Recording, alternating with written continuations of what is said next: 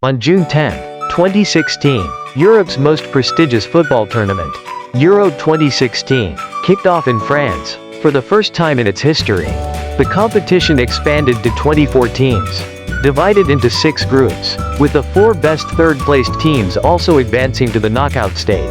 This historic change set the stage for an unprecedented championship, a winner that would claim the trophy after winning just a single game in regular time. That team? Portugal, a team that, years later, after heartbreak at home in Euro 2004 against Greece, finally tasted glory. Cristiano Ronaldo, once a 19-year-old boy shedding tears of disappointment, had now grown into a man carrying the hopes of an entire nation on his shoulders. Portugal's journey in Euro 2016 was nothing short of extraordinary. The players showcased unyielding grit, unmatched determination, and an unprecedented sense of unity, all while executing a disciplined and pragmatic game plan. Coach Fernando Santos knew the team had to adapt, trading Portugal's traditional attacking flair for a brutally effective, results-driven approach. I love listening to criticism. I hear it like music. Keep doubting us. Keep saying our victories aren't deserved. I'll go home happy and sleep soundly with that criticism ringing in my ears. Portugal was far from being the tournament favorite. Spain, the 2012 European champions and 2010 World Cup winners, loomed large. England and Belgium, ranked second in the FIFA standings, were also heavyweights. And let's not forget France, the host nation. Fueled by passion and expectation, the media spotlight wasn't on Portugal, the pressure to win wasn't overwhelming. Yet Portugal had Cristiano Ronaldo, fresh off winning his 11th Champions League title with Real Madrid, defeating Atletico Madrid at San Siro.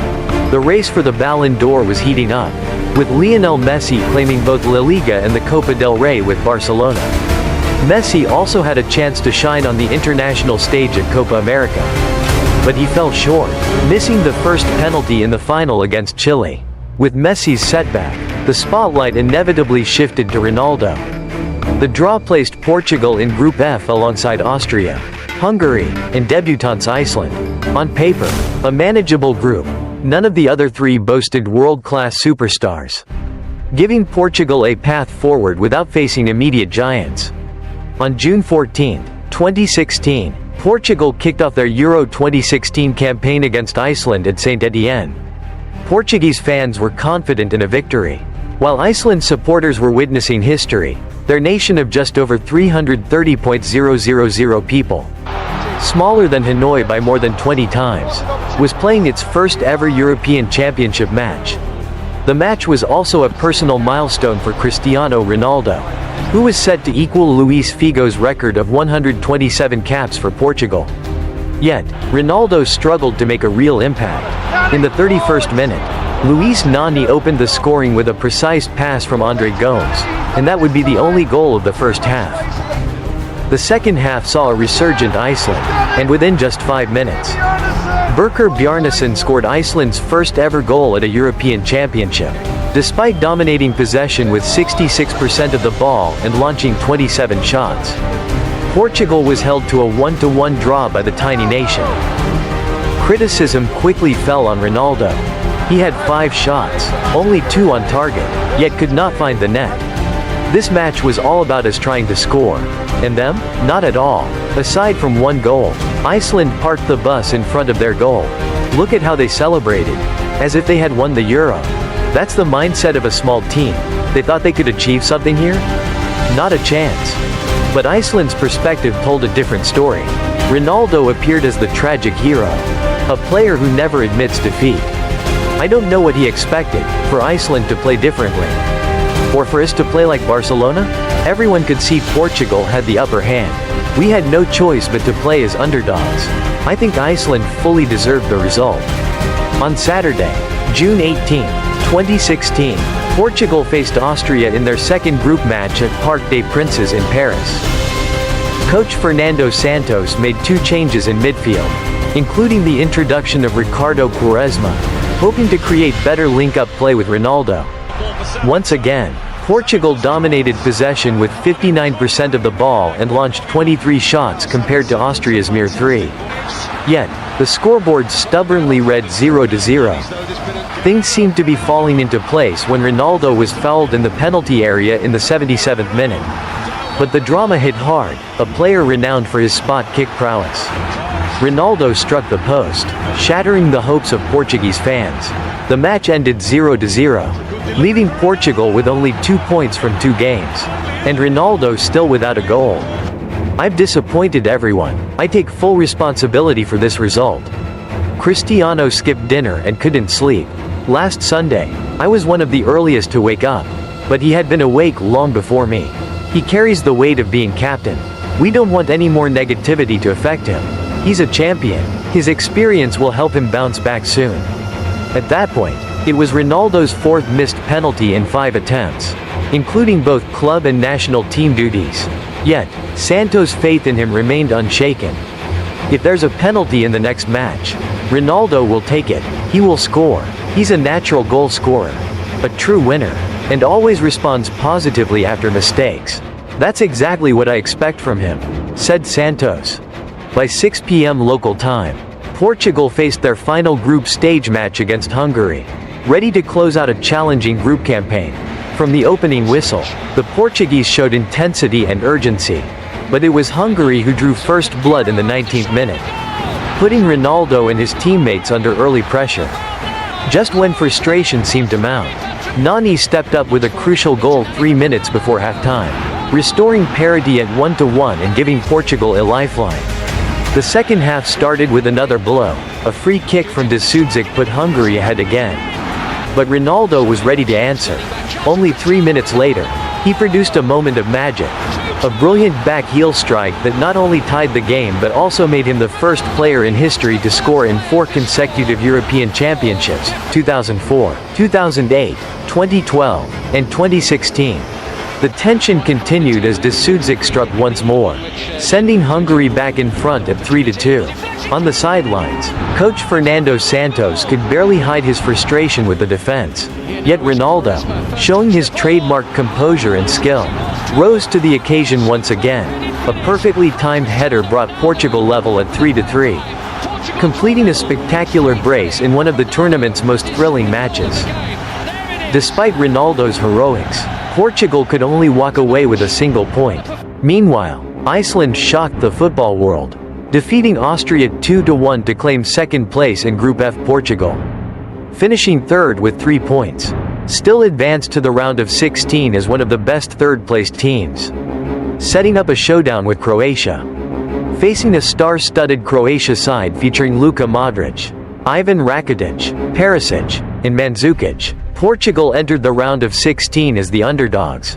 Croatia had impressed by topping Group D with a stunning victory over Spain, making them favorites for this knockout clash. Coach Fernando Santos responded with a calculated, pragmatic strategy, a defensive, counter-attacking approach. For the first time in Euro 2016, Portugal found themselves chasing possession. Croatia dominated with 59% of the ball and unleashed 17 shots.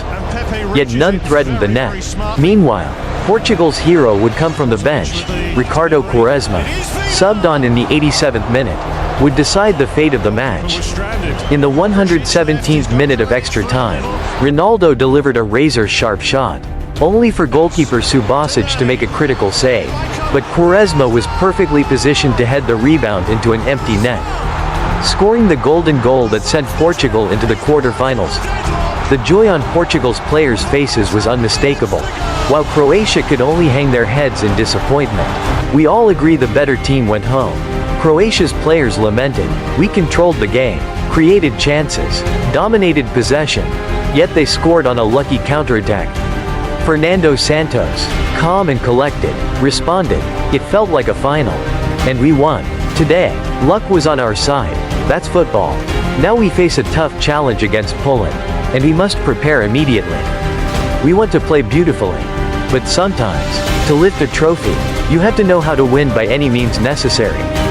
June 30th, 2016, just 4 days after Lionel Messi's heartbreak with Argentina in the Copa America final, Cristiano Ronaldo and Portugal faced Poland in the quarterfinals in the port city of Marseille. The match started with a shot in the second minute. Robert Lewandowski stunned Portuguese fans by putting Poland ahead, but Portugal responded, and teen sensation Fernando Santos leveled the score 33 minutes in, announcing his arrival on Europe's biggest stage. The game was fiercely contested, with a total of 35 shots, including 21 from Portugal, but after 120 minutes, neither side could find the winner. The tie was settled in a high-stakes penalty shootout. Here, goalkeeper Rui Patriciu became the hero, saving Blaszczykowski's penalty and sending Portugal into the semi-finals. Remarkably, after 5 matches in the tournament, Portugal still hadn't won a game in regular time, yet they advanced, seemingly destined for something extraordinary. The semi-final lineup featured Portugal, Wales, Germany, and host nation France. Finishing third in Group F ironically worked in Portugal's favor, allowing them to avoid a brutal bracket featuring Germany and France. Their opponent would be Wales, led by Gareth Bale, who had stunned Belgium in the quarters. It was in this match that Portugal finally claimed a win in 90 minutes. Despite having less possession than Wales, Portugal produced more chances. In the 50th minute, their superstar Ronaldo rose above the defense to head home a powerful opener. Just 3 minutes later, Ronaldo struck again from outside the box, and a quick touch from Nani caught goalkeeper Wayne Hennessy off guard. Portugal was up 2-0, the score that would stand until the final whistle. With this victory, Portugal became the first team to secure a spot in the Euro 2016 final. After 12 long years, they finally had a shot at European glory. For Wales, the journey was still remarkable. Making their Euro debut, they reached the semi-finals, leaving the tournament with pride intact. Gareth Bale reflected, "Ronaldo is a natural goalscorer. And once again he found the net. Even in defeat, we can be proud of what we've achieved. We gave everything, no regrets." The day after the semi-finals, Portugal's opponent in the Euro 2016 final was confirmed, France. After a convincing 2-0 victory over Germany, France had been undefeated throughout the tournament, drawing only once against Switzerland in the group stage, and with the advantage of playing at home, they entered the final as heavy favorites against Portugal. July 10, 2016, all eyes turned to Stade de France, the stage for a dream showdown between the underdogs Portugal and host nation France. Historically, France had beaten Portugal twice, both times going on to lift the trophy. The French fans were hoping for a third title on home soil, and the atmosphere was electric. The match began with intensity on both sides. No team wanted to concede first in the most important game of their lives. In the 18th minute, Cristiano Ronaldo went down in pain following a clash with Dimitri Payet. Showing incredible determination, he tried to continue, but just 7 minutes later, tears streamed down his face. Memories of the heartbreak in Euro 2004 came rushing back for Portuguese fans. Ronaldo had to leave the pitch on a stretcher. Ricardo Quaresma came on as his replacement, and many around the world thought this might be the end of Portugal's dreams. The team had to dig deep, drop back, and defend with absolute discipline to protect their goal. On the field, Portugal's defense held firm under relentless pressure, showing a level of organization and focus rarely seen. On the sidelines, Ronaldo returned, standing beside coach Fernando Santos, shouting encouragement and rallying his teammates with every ounce of his energy. As the match wore on, France grew increasingly frustrated. They doubled Portugal in shots, but Rui Patriciu stood firm, denying every attempt. Portugal, in contrast, waited patiently, biding their time for a counterattack. Extra time arrived. France, desperate to win on home soil, pressed forward, while Portugal's hope was simply to reach penalties. Yet, in the most unexpected moment, Portugal's fairy tale story was written. In the 109th minute, substitute Eder charged forward with determination, unleashing a powerful long-range strike. The ball rocketed into the net, the only goal of the match. In that instant, millions of Portuguese hearts erupted in joy, while the Stade de France fell into stunned silence. It was an incredible moment. Before I came on, Ronaldo told me I would score. He gave me confidence and belief. Eder later said. France threw everything forward in the final minutes, desperate for an equalizer. Portugal packed their defense, holding firm with every ounce of energy remaining. On the sidelines, Ronaldo was a commanding presence, directing teammates alongside coach Fernando Santos. Ronaldo never wanted to be a coach, but he cares, and he inspires his teammates. That's why he's a great captain, Santos remarked. When the final whistle blew, Portugal's European dream became reality. For the first time in history, their name was etched on the continent's most prestigious trophy. In the locker room, Ronaldo could no longer hide his emotion. Tears flowed as he thanked the coach and teammates for their collective effort. First, I want to thank the coach. Without him, this wouldn't have happened. Thank you to all the players, staff, and everyone who supported us. No one believed in us, but we did it. I swear on my son's life. This is the happiest moment of my life. Forget the Champions League or personal awards. This is true glory, Ronaldo said. Some critics argued Portugal's victory was undeserved, claiming luck played too large a role. But in football, no glory comes without a touch of fortune. What matters is having the courage to seize the moment and turn it into triumph. 12 years after the heartbreak of Euro 2004 against Greece, destiny finally returned to Portugal in the most extraordinary and magical way. After everything, Portugal were crowned European champions. In football, the strongest team doesn't always win. But the team that wins is, without doubt, the strongest of all.